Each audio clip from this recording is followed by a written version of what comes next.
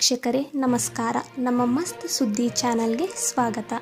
ಕಟ್ಟಡ ಕಾರ್ಮಿಕರ ಮಕ್ಕಳಿಗೆ ಮತ್ತೊಂದು ಗುಡ್ ನ್ಯೂಸ್. ಹೌದು, ಬೆಂಗಳೂರು ಕಟ್ಟಡ ಮತ್ತು ಇತರ ನಿರ್ಮಾಣ ಕಾರ್ಮಿಕರ ಮಕ್ಕಳ ವಿದ್ಯಾರ್ಹತೆ ಉದ್ಯಮಗಳಿಗೆ ಅಗತ್ಯವಾದ ಉನ್ನತೀಕರಿಸಿದ ಕೌಶಲ ತರಬೇತಿ ಒದಗಿಸಿ ಉದ್ಯೋಗಾವಕಾಶ ಕಲ್ಪಿಸಲು ಕಾರ್ಮಿಕ ಸಚಿವ ಸಂತೋಷ್ ಲಾಡ್ ಕ್ರಮ ಕೈಗೊಂಡಿದ್ದಾರೆ.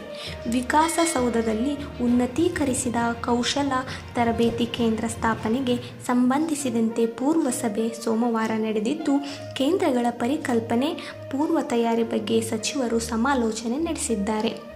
ಖಾಸಗಿ ಕಂಪನಿಗಳು, ಉದ್ಯಮಗಳು, ಕಾರ್ಖಾನೆಗಳ ಸಹಭಾಗಿತ್ವದಲ್ಲಿ ತರಬೇತಿ ಕೇಂದ್ರಗಳನ್ನು ಸ್ಥಾಪಿಸಲಾಗುವುದು. ಕೇಂದ್ರಕ್ಕೆ ಅಗತ್ಯವಾದ ಜಾಗ ಸೇರಿ ಸೌಲಭ್ಯಗಳನ್ನು ರಾಜ್ಯ ಸರ್ಕಾರ ಸೃಜಿಸಿ ಕೊಡಲಿದೆ.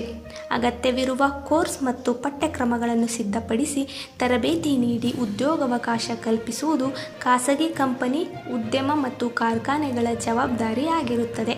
ಕಟ್ಟಡ ಮತ್ತು ಇತರ ನಿರ್ಮಾಣ ಕಾರ್ಮಿಕರ ಮಂಡಳಿಯಲ್ಲಿ 50 ಲಕ್ಷ ಕಾರ್ಮಿಕರ ಹೆಸರು ನೋಂದಣಿಯಾಗಿದ್ದು, ಮೊದಲ ಹಂತದಲ್ಲಿ ಈ ಕಾರ್ಮಿಕರ ಮಕ್ಕಳು, ನಂತರ ಅಸಂಘಟಿತ ವಲಯದ 50 ಲಕ್ಷ ಕಾರ್ಮಿಕರ ಮಕ್ಕಳಿಗೆ ಕೌಶಲ್ಯ ತರಬೇತಿ ನೀಡಲಾಗುವುದು.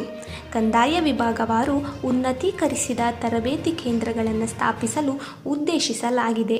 ಪ್ರಾಯೋಗಿಕವಾಗಿ ಹುಬ್ಬಳ್ಳಿ, ಧಾರವಾಡದಲ್ಲಿ ಕೌಶಲ ತರಬೇತಿ ಕೇಂದ್ರ ತೆರೆಯಲಾಗುವುದು ಎನ್ನಲಾಗಿದೆ.